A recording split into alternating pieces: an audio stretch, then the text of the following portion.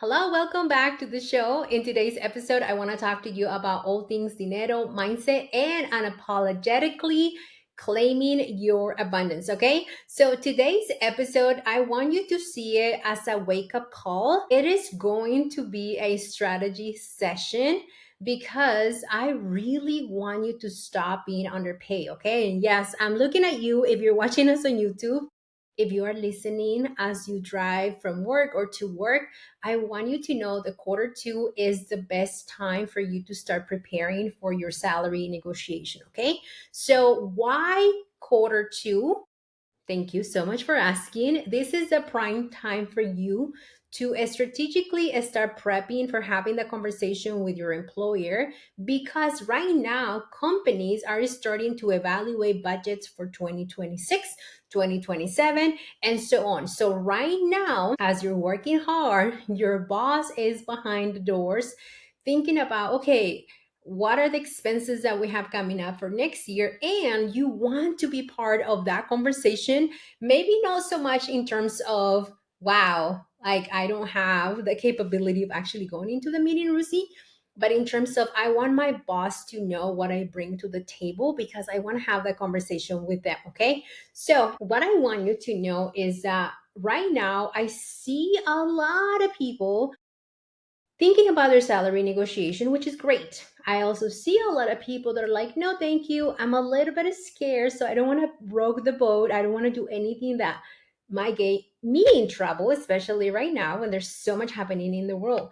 However, I want you to know that when you are not advocating for yourself, and you continue to do this, essentially you're saying, yeah, I'm okay with losing 1.4 million over the course of my career because that is exactly how much money Latinas lose. Okay, we're at the bottom of the brecha salarial. Okay, and if you never heard of it, Google Latina wage gap. Okay, so let's talk about why it is hard for us Latinas to advocate for ourselves at work. Okay. And I brought my notes. So, yes, you are looking at me as I'm making sure that I have touched on all of those points that I've created for this episode. Okay. So, cultural expectations. What is the narrative that we heard growing up? A lot of us heard, don't rock the boat. Be grateful for what you have. Tu abuelita didn't have that opportunity. Now you do, right? And if I reflect on my own experiences growing up, my abuelita was illiterate. She didn't know how to read or write. My mother had a third grade education because she was taken out of school to take care of the brothers and sisters. And I have a master's degree now. And so when I think about, okay, I'm going to start negotiating my salary, of course, that comes with a lot of fear because you're like, what a minute, like I have it better than the mujeres before me. However, we are now in times where while you're so afraid of negotiating your salary, it's another Tuesday for John at the office, okay? So reflecting on how the cultural upbringings have created a mindset is super, super important. Okay. A lot of you are thinking, well, if I need to negotiate my numbers, I need to be like great at negotiating, or I need to know my math. Like I need to have my math to the penny. And reality, what you need to know is that being good with money is actually not about math. It's actually about you knowing exactly where you're going, not just financially, but long term thinking. Okay. Another way that I like to reframe this is it's about self respect. If I see you on the street and I say, give me all your money, you're probably not going to say, yeah, take it. You're going to be like, hey, you, why do you want my money? You're going to get feisty. You're probably going to run. You're going to do all these things, right?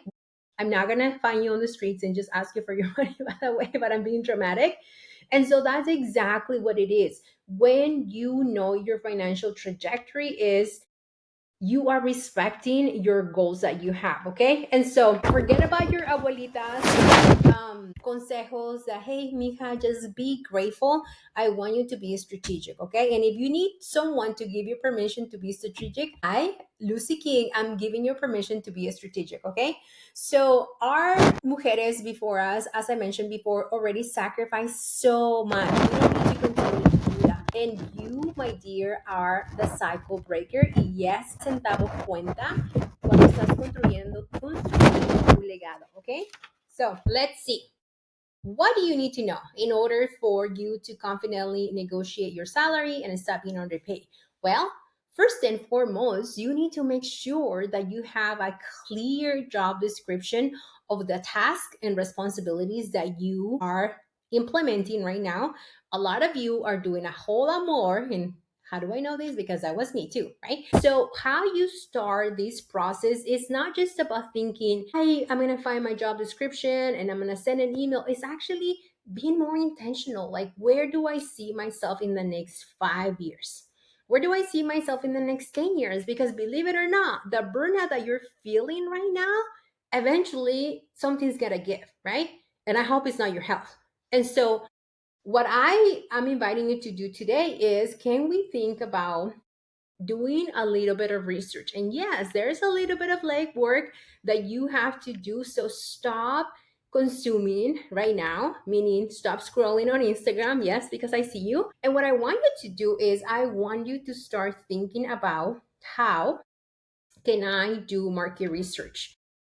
Do I have access to salary bands within my corporation, or can I go on Indeed or salary.com just to kind of get an idea on how much money I'm supposed to be making? Okay. Once you have that, that's when you start the salary initiation plan. Okay. So, what we want to do is, we want to send an email. We don't want to just walk into your boss's office and be like, me lo merezco, open the door. What we want to do is send an email that says, hey, I want to have a conversation with you, right? And you're not going to say that. Here's what you're going to say. You're going to say, so okay, you're going to say good morning, whatever time it is that you're sending the email. And then you're going to say, I have taken additional responsibilities over the past year, or maybe over the past 6 months, and I have consistently delivered strong results. And I would love to revisit my compensation to make sure it reflects the value I'm bringing to the team. One of my favorite things to teach people when we're doing this is, give them a heads up on how much money you want. And don't come from a place of me lo merezco. Again, I'm going to keep saying that. Come from a place of, I know how much money I need to invest, how much money I need to spend. Because yes, we want you to spend now, but also how much money do I need to maybe make work optional, or how much money do I need to help my family financially. Okay. So get clear on that. And this is for someone who already has a job. The next one is for someone who is applying for a job for the first time. You want to say things like, based on my scope, on the scope of the role and my experience, I'm targeting a salary in the range of blank to blank. If the job is offering you 95 and you are right now making 75, don't ask for 75, girlfriend, okay? We want to make sure that you understand the value that you bring. For a lot of us, because we grew up in households where money was not normalized, even when we ask for things, we feel like we need to excuse the reason why we want to make the money. Let me give you an example. So you want to make $85,000 and you're telling your boss, and maybe you have them face to face and you say, yeah, Bob, I want to make 85. And the reason why is because, and we try to explain rather than just using pause as a skill to just let Bob say whatever he wants to say. And so when we are not advocating for yourselves, that is a cause that it's beyond just finances. Okay, it is your self-worth, is burnout, is your ability to build generational wealth. And so every time that you are underpaid, you're essentially saying, I'm okay losing money. And I don't know if you remember, but at the beginning of the podcast, I did say that Latinas over the course of a 40-year career lose 1.4 million. Okay, that's a lot of money.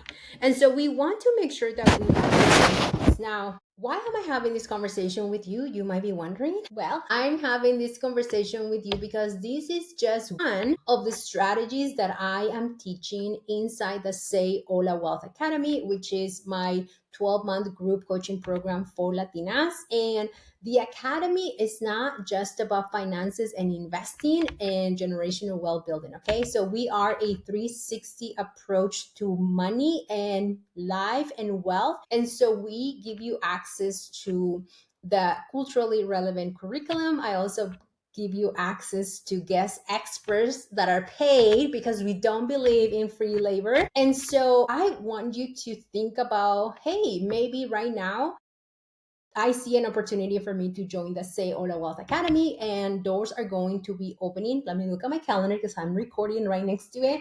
It's going to be on April 7th, okay? April 7th, Pacific Standard Time, 8 a.m. We're going to open the doors once again. But if you know you want to be part of it, I want you to join the waitlist right now, okay? So let me get back to how I'm going to give you examples on how some of the members right now that join in February, what are they doing? Okay, so I have one of our members that is getting ready to negotiate a K increase. Okay, and this is someone that I had previously worked with, and she was able to get K. We also have some members that are looking for opportunities that are paying more but with clarity, okay? Not just applying because having six figures feels good, it's because they need the money to strategically start investing, but also strategically use the money to save on tax. What would you get when you join the Say Hola Wealth Academy?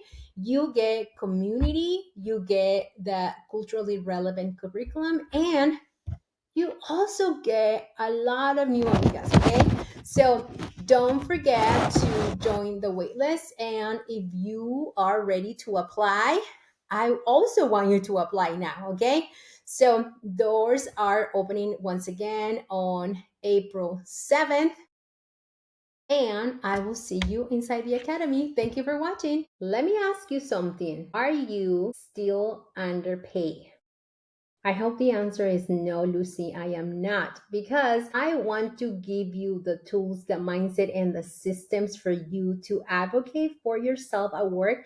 Especially, I want to give you some of the things you need to know before quarter two ends. Okay, so today I want to talk to you about some of the things that you need to know to strategically start prepping to ask for more money. Okay, so, whether you're due for a raise, maybe you're finding a new job, or maybe wondering, are people paying me okay? Like, is my company paying me okay? So, this is for you, okay? So, I want to start by sharing with you why quarter two is so important. So, right now, a lot of companies are looking at their numbers for the upcoming year, okay? Yes. They're not waiting until December 31 to say, okay, yeah, let's put together the budget so we can start paying our employees. They're doing it now. And this is why I want you to also make the time to start looking at your own numbers, okay? Not from a place of, damn, I need to be so good at math, but from a place of, how can I start really thinking about strategically building wealth? Because you know that that's what I'm all about. Okay, I want to address some of the cultural mindset that comes with asking for more money, especially if you are a Latina or woman of color that has been told that, hey, dear, just be grateful for having a job because your abuela and your mama didn't have that opportunity. And while that is true, I'm here to remind you that you have been working so hard to be where you are today. But from this point forward, now is the time for you to start thinking about, how can I strategically start building generational wealth? Okay. So let go of the mindset of, I really should be thanking the whole world right now because I have a job. There's a lot of people that don't have a job. And I want you to shift into actually looking at the data. Okay. So what happens when you are not advocating for yourself at work as a Latina is over the course of a 40-year career, you are losing 1.4 million because of the wage gap. So that is not just a paycheck, amiga. If you're thinking, well, there goes my paycheck. Actually, let me bring you back and tell you that no, it's not just about your paycheck. It's about your ability to purchase a home. It's about your ability to send your children to college debt free if you want to have kids. Is your ability to help your primito, your primita go to college. And so it is so important that you understand what is at stake, okay? It is also your ability to have fully funded investment accounts that are going to serve you in retirement. And so, yes, we have been taught as Latinas to be grateful for having a seat at the table. Well, let me tell you, at some point, you have to realize that some of those tables are underpay you as much as you love to serve, okay? And so, what I want us to do is, yes, honor the sacrifice that our parents made, but also understand how can I take advantage of the privilege that was given to me by these mujeres, okay? So we have the privilege of access to information right now that our abuelitas didn't have, maybe because they were illiterate, maybe our own parents were illiterate, right? So now we're using that knowledge to say, how can I start advocating for myself, even when I believe that I'm not good with math, okay? Because that is just such a horrible mindset to let you hold you, okay? So you don't have to be good at math. What you want to do is see this as self respect. If I don't advocate for myself, that means that I don't really love myself enough, okay? And so let's talk about what are the things that you can do right now, whether you are in the process of negotiating an offer. Maybe you already have been working with somebody for a long time and now you're getting ready to strategically ask for more. Okay. So if you're negotiating a raise right now, what I want you to do is everything has to be communicated through email. Okay. Why? Because you just want to have a reference of this is what I said. And sometimes when we're on the phone, we get excited. If you're like me, you probably stutter and you're like, oh, I thought I said 75. In reality, oh, I say 55. You don't want to have that. Okay.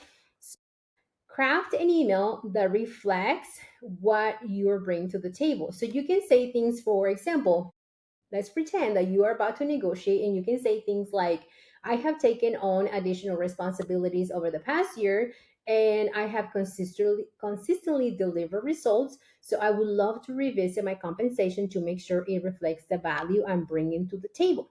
And that's all you have to say. You don't have to send like this long love letter.